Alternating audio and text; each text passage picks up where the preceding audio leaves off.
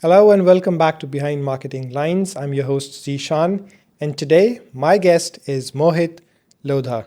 Mohit, good to see you behind Marketing Lines. Pleased to be here, Zeeshan. Thanks for the invitation. This is a podcast for the marketers, by the marketers, and thank you for gracing it. I will start with my pet question, which is if your life was a Netflix series, what's the opening scene like?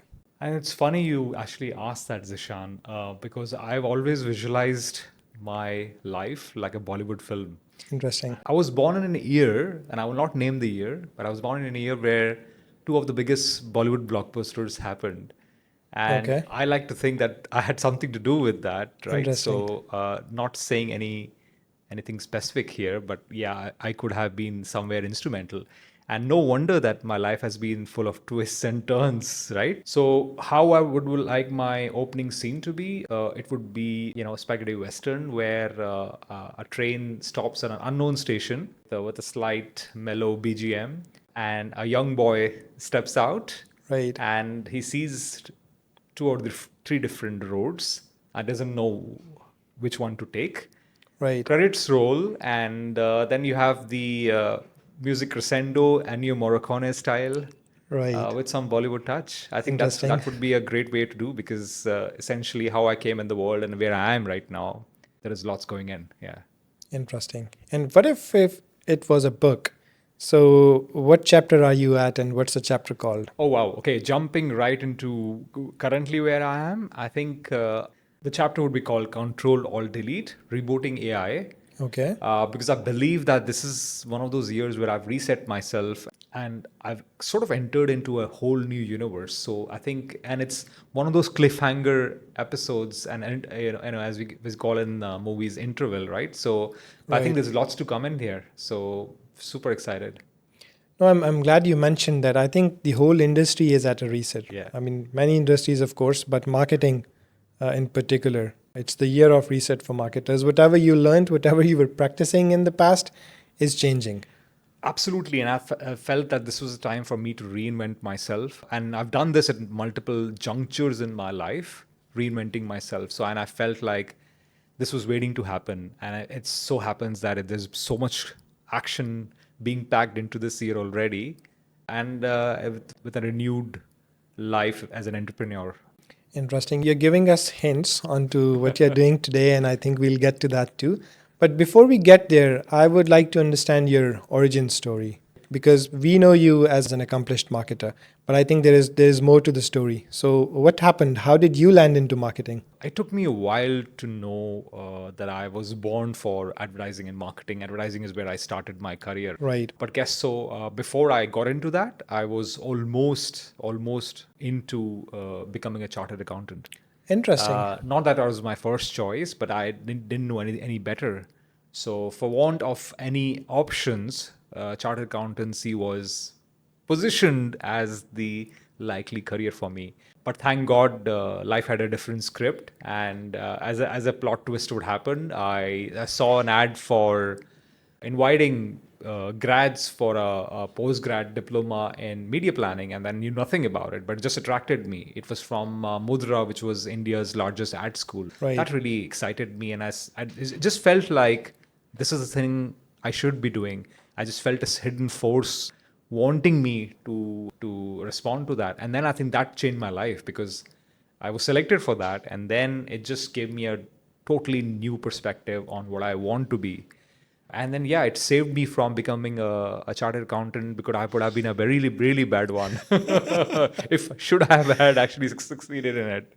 But yeah, there were better things in place, I guess. No, interesting. And I love that chapter of your book or the movie where, a wannabe CA or somebody who is destined to be a CA lands into marketing, two totally different fields. Yeah, absolutely, absolutely. Perfect. So this brings me to what are you doing today? What excites you? What keeps your day going? This is the year I've decided to take a big leap of faith and become an entrepreneur for the first time in my life. Interesting. It took me a lot of courage and belief and confidence to be able to do that. And as we were talking about reinventing, so as marketers, we constantly have to reinvent ourselves. And with so much happening in the AI space, I decided that I wanted to give my spin on this. And what a better way than actually launching my own AI startup. So essentially, I've launched Takumi. Oh, okay. Interesting name. It's the AI consulting startup. Takumi is Japanese for master craftsman, and hence Interesting. hence the proposition of Takumi is crafting meaningful experiences for using AI for customers and clients. And I felt that there couldn't be a better time to do that. So that's what is happening, and it's literally we literally launched in 4th of September. So it's literally fresh off the oven, and I'm super excited and thrilled about where it's gonna go. Yeah. Interesting. So tell us a little bit more about Takumi. I love the name. I've seen the logo. I love it too. Very Japanese though, but I mean, I think it tells you that okay, whatever it is going to be a mastercraft. Yeah, so Japanese influences run across my life from the childhood, where I was a big manga fan, Right. to sort of adapting different Japanese philosophies in my life, ikigai, kaizen, etc. For me, Interesting. this name was a tribute to my love for all things Japanese. Right. So that's what it is essentially. So yeah, as the name suggests and the branding suggests, essentially it is about curating and bespoke AI experiences for clients who are currently at a bit of a limbo, I would say. And as a CMO, I can relate to that because I can empathize. This is what I was going through. There is so much of noise. There's so much of confusion, and there is FOMO as well, right? People want to adopt AI, they want to make a difference, and but they are literally unable to do so because of the use cases, of the challenges which we face, and I felt like this is a great time to launch a consulting based business around AI to handhold them, to educate them, and then drive adoption in some driving some tangible business outcomes. So that's what the proposition is all about. And so there's a consulting model, but then we're not stopping there. We're also helping clients deliver on those strategies and Interesting. roadmaps through real world solutions. So, and then that's the end to end promise which Takumi has. So yeah, that's essentially what I've been busy doing.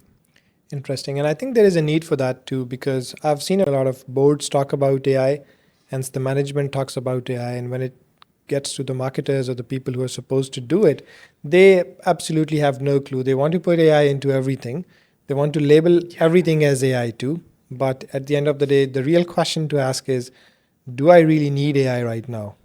Absolutely. Very rightly said, Zishan. I think it's back to looking at first principles thinking, right? It's about the why. It's about thinking hard about why do I need it? Yes, is it about me wanting it versus me needing it? And for me, the challenge is about convincing my fellow marketers that AI is not here to replace you; it is here to supercharge you, So true. and then sort of really help them with that journey.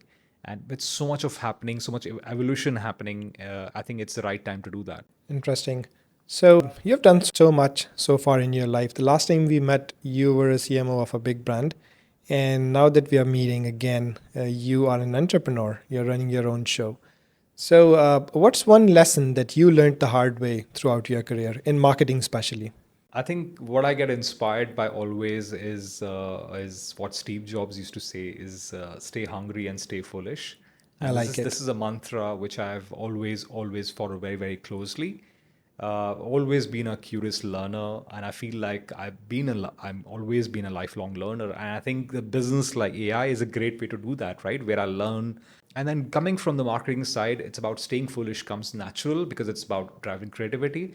And with creativity, it's always about the what if, right? So what are the possibilities with that? And I feel that this is such a great time for AI and creativity to thrive alongside each other and each fueling each other in a very harmonious way.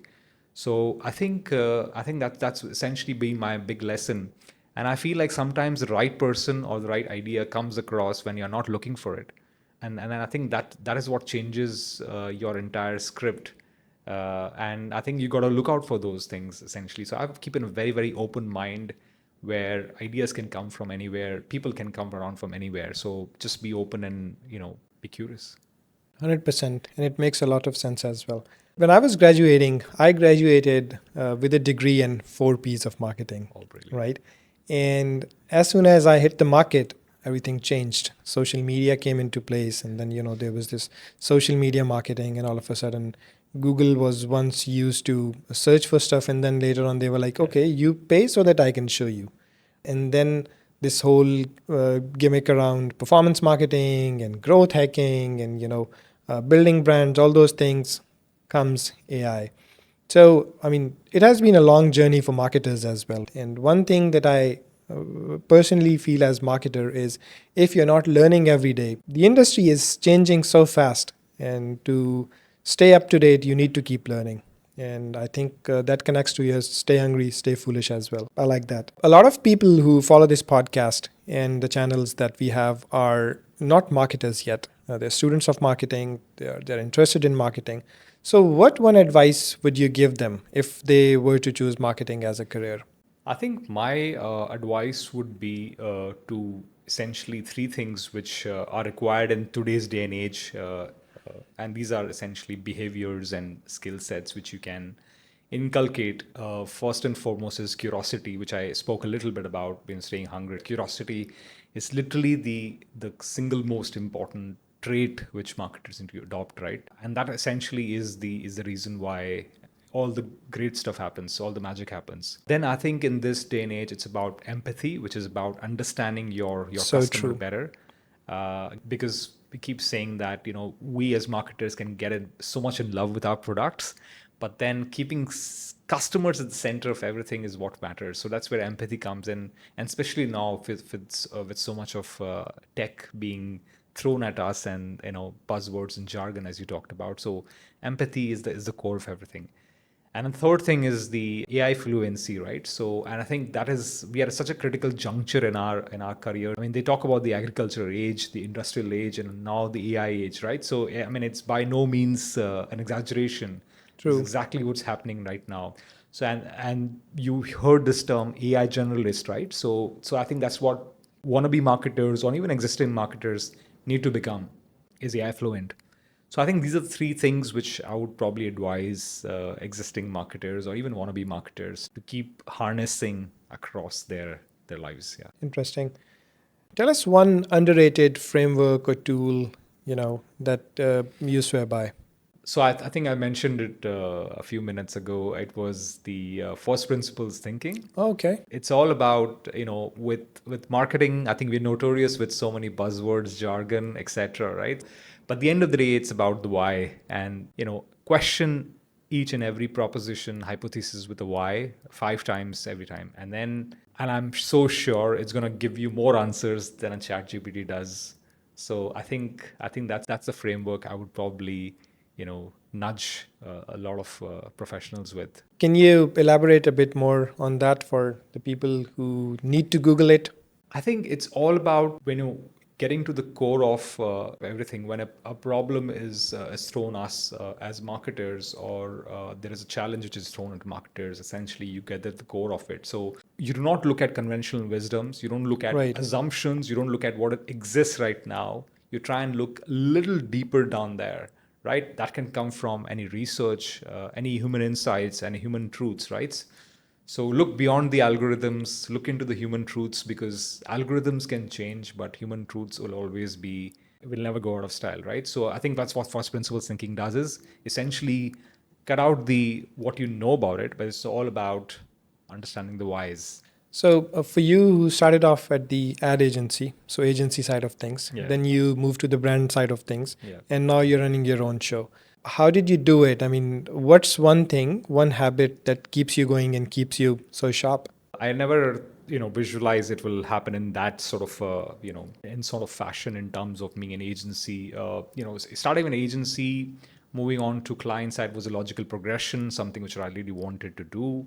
And I think become an entrepreneur was totally out of script, right? It was not Right. something which I scripted at all. It was a big, big, big leap of faith for me. The one thing which keeps me sharp is my morning walks. Interesting. Morning walks without any phones, without any distractions, just me. And I kid you not, some of the best ideas, like the idea of Takumi, actually came to me when I was on my morning walk. Interesting. And yeah, some of the best ideas happened for me during that morning ritual.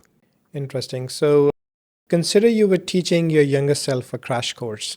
What's the lesson you want to teach them? So what's the first chapter called? To tell them not to take themselves so seriously. Right. At the end of the day, marketing, advertising is such a fun place to be in. It So is. just keep playing, right? You got to have fun with it. So it is not rocket science. It is a very, very intricate fusion of art and science. In this day and age, we call it data and creativity.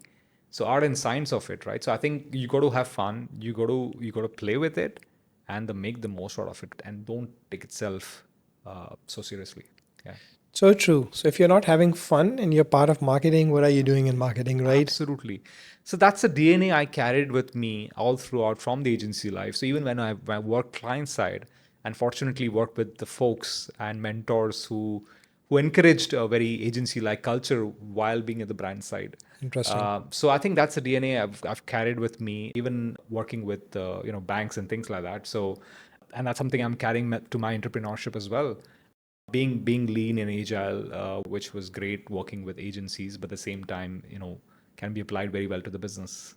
Now we move to the rapid fire round, and I'll ask you a few questions. You have to choose between the both. Yeah. SEO or paid marketing?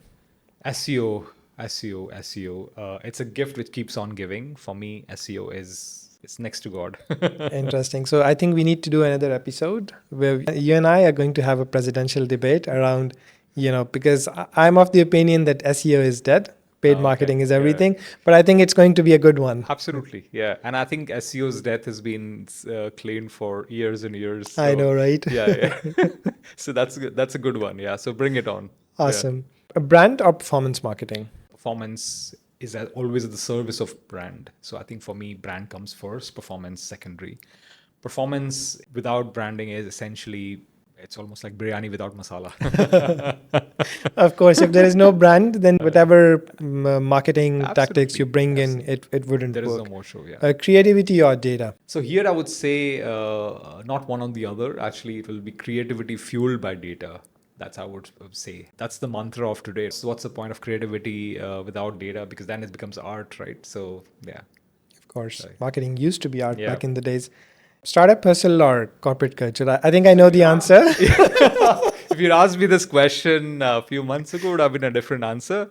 But hell, what? I mean, startup any day now. Startup chaos to Awesome. corporate, the corporate drill. I think this is what I've been missing out on. I think I'm so far relishing it, despite the challenges and all of that. Yeah. So startup chaos. Awesome. Books or podcasts? Books for depth, podcasts for sparks. Interesting. LinkedIn or Instagram? That's an easy one. I've never been an Instagram person. Okay. So I think LinkedIn, yeah. AI versus human intuition? Again, this will not be an either or for me. I would probably say AI plus human intuition. And essentially, funnily enough, that is the Takumi motto. So we are a human-centered AI consulting. And when we combine the prowess of AI with human intuition, it becomes an unstoppable force. And TV ads versus TikTok reels? So I'm a little old school on that. I still love TV ads because I think nothing can compare and match the sheer flair and the sheer power of TV ads for me. I think I've never been a TikTok person, at least not yet, but I still believe it's TV ads. Work from office or remote working? I actually enjoy working from the office, funnily enough. Even now, when I'm in a co-working space now with lots of interesting people around, so I like that. I like that discipline and the hustle and bustle. So yeah, Risk taking or playing it safe? risk taking has to be risk taking. The last one is customer first or product first? I think that's an easy one, and I'm sure we will both agree on that. Customer Customer first, first. customer first. Exactly. Yeah. Some personal questions. Yeah. Coffee or tea? For me, it's always been tea. Tea, yeah. I knew that, especially fan. when you mentioned, being a big fan of the Yeah, Japanese and- culture. So tea had to be the thing. Yeah, so funnily enough, I also worked for a tea company. So Oh, interesting. I know a little bit more about tea than an average person. Early mornings or late nights? Early mornings, I think, is the best ideas, the best thoughts come in the early mornings, essentially. So early mornings always. I speak to a lot of accomplished marketers, and they always mention early mornings, but the young generation is not getting it. For them, it's always late nights. They say we get our best ideas late night. Yeah, yeah, I think it's a different generation. I'm not the 5 a.m. club, the Robin Sharma Right. types. For me, early morning, still early morning, not the 5 a.m. club. For me, I always wanted to join the 5 a.m. club. I read the book as well. And then I was like, okay, 5 a.m., I need to wake up. It wasn't happening for me, 30 plus years. And then my job moved to Abu Dhabi. Now I have to wake up at 5 a.m. Mountains or beaches? So this is a difficult one for me because I love both. I love the serenity of the mountains, but beaches have always calmed me. It's both probably. I would not pick one of them. So We know the answer between the books and podcasts, but between reading or Netflix?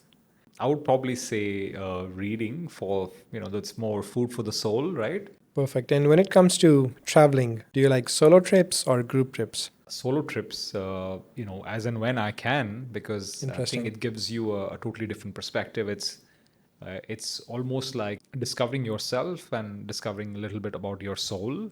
And are you a minimalist or a collector? Minimalist, very much a minimalist actually. Not really been much of a collector. So and again, sort of some Japanese ideologies I was there, about to say. minimalism as well. So that's something which I've always enjoyed. Interesting. And finally, my favorite question, city life or countryside? The countryside any day for me. Okay, so if your career was a marketing campaign, and this is my favorite question, Yeah. what's the tagline? Tagline for my career would be think different. Okay, Essentially, that was the famous Apple campaign, Apple right, campaign, in yes. 1984 one, and I think that's how I came from Dubai boardrooms, as in the corporate life, to launching Takumi. I think that's what essentially shows. So, and if you look back in my career, it's always thinking differently, which brought me to different places. And you mentioned some of your mentors earlier on. What's the best piece of advice you have received so far from your mentors? One advice which I got from a mentor was around marketing is not about doing more things. It's actually about doing less things and being choiceful. It's about the doing less and be more specific. I mean, that's essentially what strategies are. In this day and age, you spoke about all the social media platforms, all the channels which we have. It's always the activity versus impact, right? Challenge. So it's doing more is doesn't translate into impact. I think the best marketing campaigns are where it's about doing less and being more focused as opposed to that. So I think that's the learning I've had, and that's what I've always tried to focus. And even as an over the agency and even the client side, okay, let's not do every single thing which is under the sun. Let's pick and choose and be single-minded about those. No, 100%. And for us marketers, there is a shiny new toy every day. And when I say every day, now it is every day. Every day there is a new tool, every day there is a new social media platform coming up. Yeah. So it's really important to pick and choose, as you very rightly mentioned. Because back in the days, I remember, and I've mentioned it earlier on my podcast as well, there was a time I was associated with a brand that was very picky in terms of where the brand is placed, right? And then from the top management, there was a push to be present on TikTok. TikTok was just becoming a thing Yeah. back in the days. And they came to me and they were like, okay, we need to be on TikTok. I was like, okay, the brand is very conservative. How come you would want your brand message to be placed next to something which is considered inappropriate for your target audience? What are you talking about? They're like, no, TikTok is the thing, we need to be there. And it took me a while to make them understand that, okay, it is another shiny new toy. Everybody is talking about it, but we don't have to be there. We have to be picky because it does not go with the brand's mantra, right? Wherever we want to take the brand, it would not help. It would be a brand safety issue at the end of the day. But yeah, very rightly said. Thank you for saying it. So, funnily enough, we also had the same challenge in one of my previous roles, where one fine day we were given the challenge that, okay, guys, great stuff. You're on yeah, Facebook, Insta, the works, LinkedIn, etc. But why not TikTok? Right. And what does it take for you to be to TikTok? So let's be on TikTok. We had to convince them that TikTok doesn't work like a regular social platform. So even if it was relevant for us, we have to think of whole new social strategy and content for TikTok, which will mean a totally different direction, an incremental budget, a different strategy altogether. Yes, we did get on TikTok, but then it was a very, very different strategy which we had to take on TikTok with a fresh new content.